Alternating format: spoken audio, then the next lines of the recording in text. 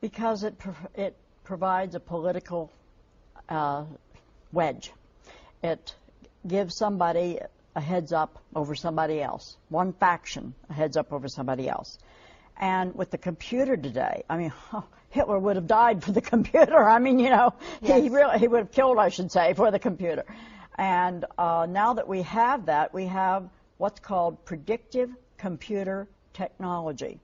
And what that means is that you have the capability to predict, based on information you have now, 5 or 10 years down the road, how a person will probably react to a hot button issue. That is a mighty, mighty feather in the cap.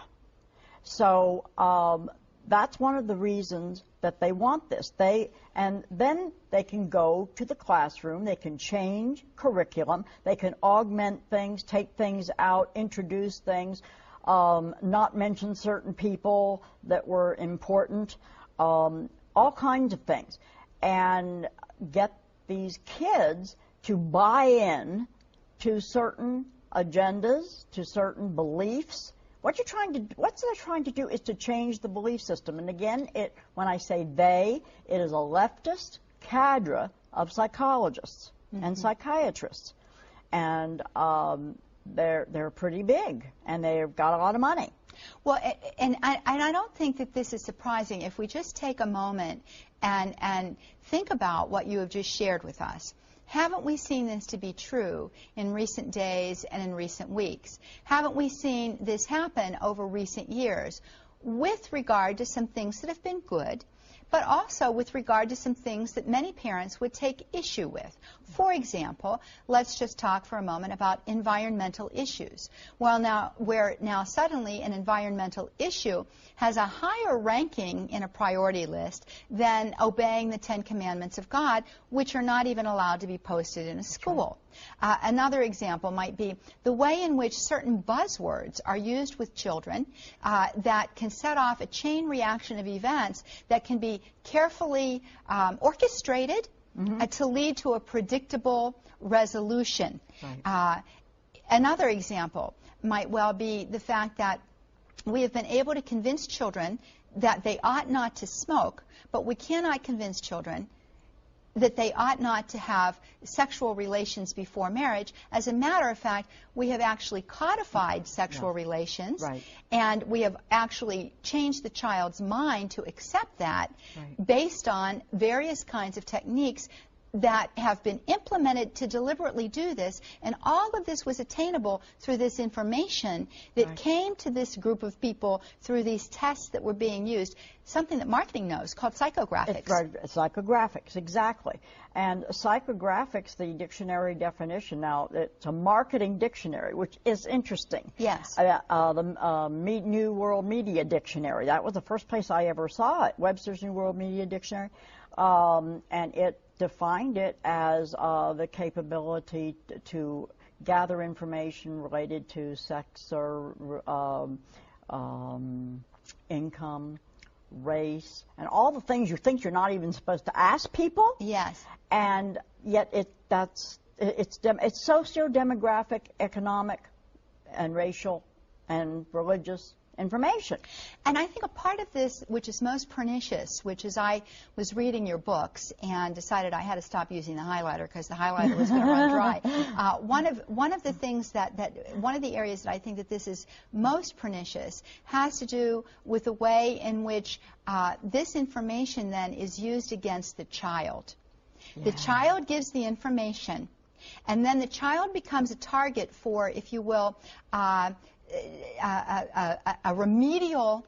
Yes, remediation. Remediation to change that child's belief system that's probably been instilled by the child's parent to conform with the groupthink that is the desirable that's worldview. The desirable worldview. But it's even more pernicious in a way than that, because the child got 2, maybe 3 different authority figures. Mm-hmm.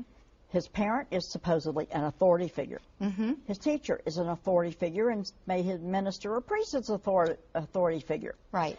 And basically he is being told to reconcile opposing viewpoints Yes. of 3 different authority figures at the same time. And by the way, do it right now, this minute. Right. And the school counselor comes in with something like that, or the teacher comes in with something And like that. this is not made up. This is not a perhaps scenario. This is the scenario. Yeah. And these are the kinds of techniques that are used really to change the mindset of a people. You've got a whole list of them there. Why don't you go through them for us? Well, that's like a cognitive dissonance. Yeah, that's cognitive dissonance. That's and it's really pernicious. There's artificial disruption or disorganization of thought, and what that is creating chaos. You can create now chaos theory, obviously. Yes. But you can create chaos in the classroom. Look at the modern classroom. There's so many interruptions. There's so much going on. Everything from tardy slips to speakers coming through the PR system. To cell phones, to pagers, to text messaging. They cannot continue a train of thought. So if you can teach kids literally to interrupt a train of thought, how are they going to learn to be analytical thinkers? Guess what? That's not going to happen. No, there's not going to be any. There's not going to be any train of logical thinking that leads to a consequence, to a conclusion. No, and that's one. And of course, they keep telling parents, "Oh, we're training these kids to be, critical thinkers," and I'm just wanting to clench my fists and shout no. Right. Because that's exactly the opposite of what they're training. Now, some teachers may believe that. I don't know if they any longer even do. But at the beginning of this, they really thought that's what they were doing. But Beverly, let's face it, this has been in place for so long that the current teachers are individuals who grew up in that kind of a classroom. That's so right. they don't have the capacity themselves to go from A to B to C to D to E. And of course, I know that we're speaking in generalities here, but the reality is we see a breakdown, and this is clearly demonstrated in test scores in comparison with other countries. Oh, yes. Where the U.S. typically ends up 3 to 4 from the bottom. Oh, that's right. The TMSS is, and I'm not remembering exactly what the acronym stands for, but TMSS is probably the top of the line as far as comparative test scores internationally.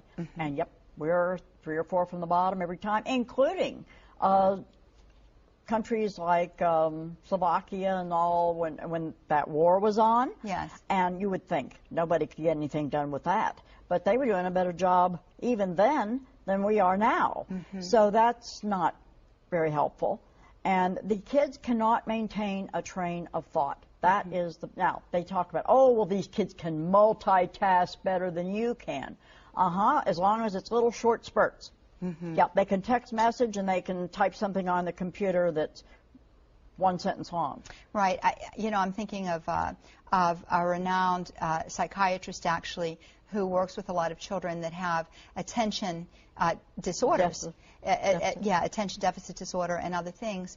And he talks about trying to separate the disorder from the fact that we live in an attention deficit world. That's right. We all are aware of the 30-second sound bites. That's it. And the arguing pundits on television who never get to finish a sentence. And so we never come to a conclusion about any issue that's raised. No. There's no development of thought that takes place there. And that is one of the reasons why it's increasingly more difficult for people to be able to analyze what they're hearing and follow it to its logical end.